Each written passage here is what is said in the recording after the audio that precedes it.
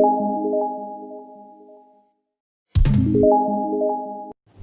છો વિદ્યાર્થી મિત્રો? મજામાં? તો આજે આપણે ચર્ચા કરીશું સ્વાધ્યાય 11.1 દાખલા નંબર 4. જે અગાઉ દાખલા નંબર 3માં આપણે જે પ્રમાણે 3 ખૂણાઓ રચ્યા હતા, આમાં પણ આપણે નીચે આપેલ ખૂણાઓ રચો અને કોણ માપક વડે માપીને ચકાસવાના છે.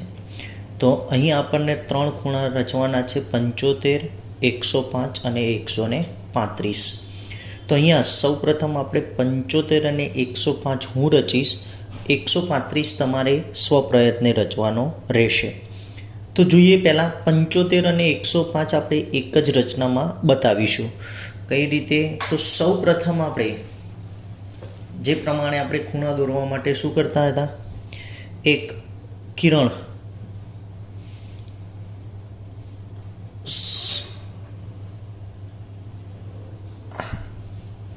લંબાવી દેવાનું, આખું કિરણ લઈ લઈશું, જેનું નામ આપીશું આપણે એ અને બી.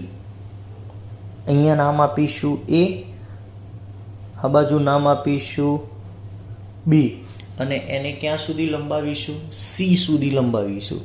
એ તરફ ક્યાં સુધી? સી સુધી લંબાવી દઈશું. તો આમ એક કિરણ એ બી દોરવાનું, એને એ તરફ સી સુધી લંબાવવાનું. હવે અહીંયા આપણે પહેલો ખૂણો રચવાનો છે 75 અંશનો. તો 75 અંશનો ખૂણો રચવા માટે આપણે પહેલાં 60નો અને 90નો રચવો પડશે, અને એ બંનેનો આપણે શું રચવો પડશે? દ્વિભાજક. કેમ કે 75 એટલે 90 અને 60 વચ્ચે ખૂણો મળે, તો અનુકૂળ ત્રિજ્યા લઈ એક અર્ધવર્તુળ આખું ચાપ મારી દઈશું, કે જે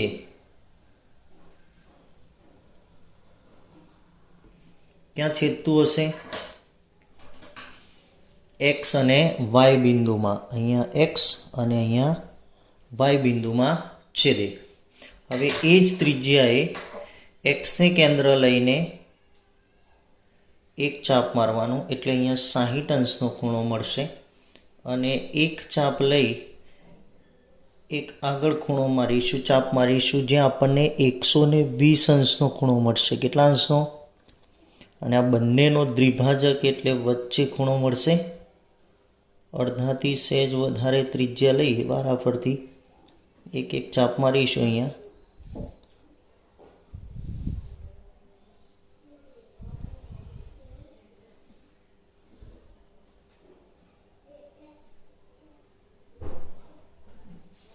તો અહીંયા સૌ પ્રથમ પહેલાં આપણે 90 અંશના ખૂણાની રચના કરીએ. તો સીધો ખૂણો મળ્યો આપણને 90 અંશનો. કેટલા અંશનો? આ ખૂણો મળ્યો આપણને 90 અંશનો. કેટલા અંશનો? 90 અંશનો. જે ખૂણો છેદ્યો ત્યાં એલ નામ આપી દીધું. અહીંયા આપણે ઝેડ નામ આપીએ છીએ. શું નામ આપીશું? ઝેડ. બરાબર. અને આ જ્યાં છેદે છે જે બિંદુએ, ત્યાં શું નામ આપી દઈએ? પી બિંદુ. હવે આ ખૂણો કેટલા અંશનો થયો આપણા માટે? 60 અંશનો. કેટલા અંશનો? તો એ પણ આપણે અહીંયા રચી નાખીએ, 60 અંશનો ખૂણો પણ. હવે આ 60 અંશ અને 90 અંશનો દ્વિભાજક રચવાનો. તો દ્વિભાજક રચવા માટે આપણે શું કરીએ છીએ? અડધાથી સહેજ વધારે ત્રિજ્યા રાખી પી અને ઝેડને વારાફરતી શું લેવાના? કેન્દ્રો લેવાના. પી અને ઝેડને વારાફરતી કેન્દ્ર લઈ બે ચાપ દોરવાના. બે ચાપ એકબીજાને જ્યાં છેદે ત્યાં આપણે શું નામ આપીશું? એમ નામ આપીએ. શું નામ આપીએ? એમ. અને કિરણ એ એમ રચી નાખીશું. તો આ જે ખૂણો મળ્યો આપણને, કયો ખૂણો મળશે? એમ, એ અને બી. એમ, એ અને બી એ ખૂણો કેટલા અંશનો હશે આપણા માટે? 75 અંશ. કેટલા અંશનો? તો 60 અને 90ની વચ્ચેનો ખૂણો દ્વિભાજક 75 અંશનો મળ્યો. અને એમ, એ અને સી એ કેટલા અંશનો થશે? 105 અંશનો. કેમ કે અગાઉ આપણે શીખીને આવ્યા કે રેખિક જોડ રચે છે, એટલે અહીંયાથી આ ખૂણો એક્સ એ વાય, એટલે જે આખો ખૂણો છે કેટલા અંશનો હોય? 180 અંશનો. તો એમાંથી જુઓ અહીંયા રેખિક જોડ MAB 75 અંશનો, તો MAC કેટલા અંશનો થવાનો? 135 અંશ, 105 અંશનો. તો આમ એક જ રચનાની અંદર આપણને બે ખૂણા મળી ગયા. તો આ રીતે તમારે શું કરવાનું?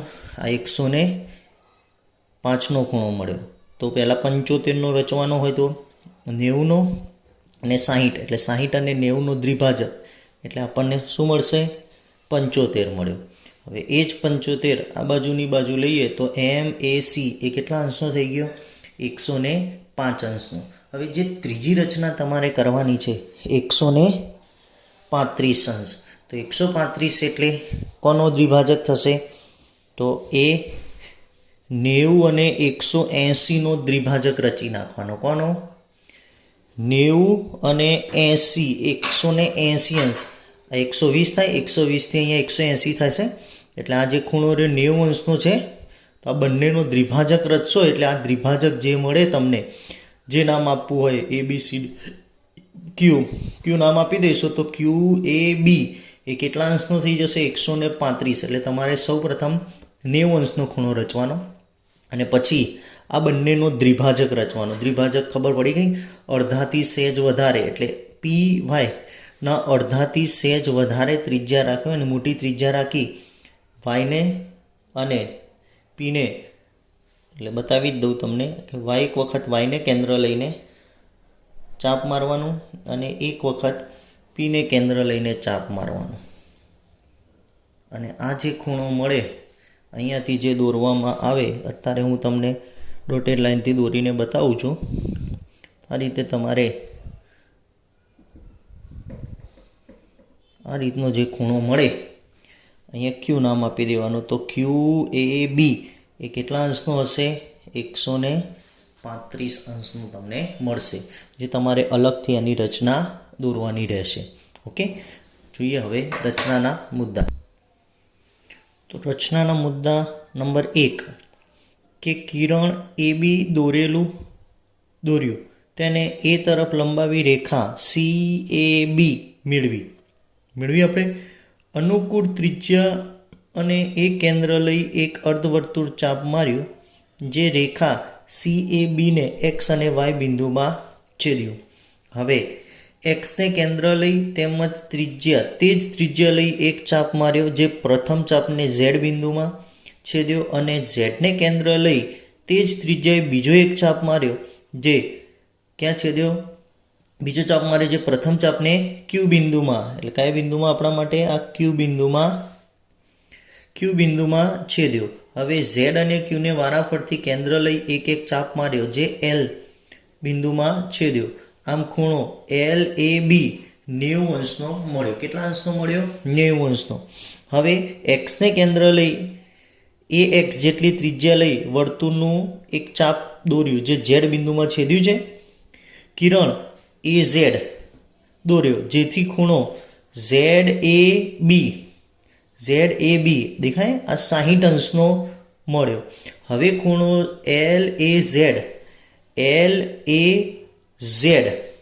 નો દ્વિભાજક, એટલે જે ખૂણો દેખાય 90 અંશનો ખૂણો અને 60 અંશનો ખૂણાનો દ્વિભાજક LAZ નો દ્વિભાજક AM દોર્યો. આથી ખૂણો MAB 75 અંશનો અને ખૂણો MAC 105 અંશનો થયો. આમ માંગેલ બે ખૂણા એક સાથે મળ્યા. આ રીતે બે ખૂણા આપણે એક જ રચનામાં મેળવ્યા. તમારે 135ની રચના સ્વપ્રયત્ને કરવાની રહેશે. આપણે સમજ આપી દીધી છે. ઓકે.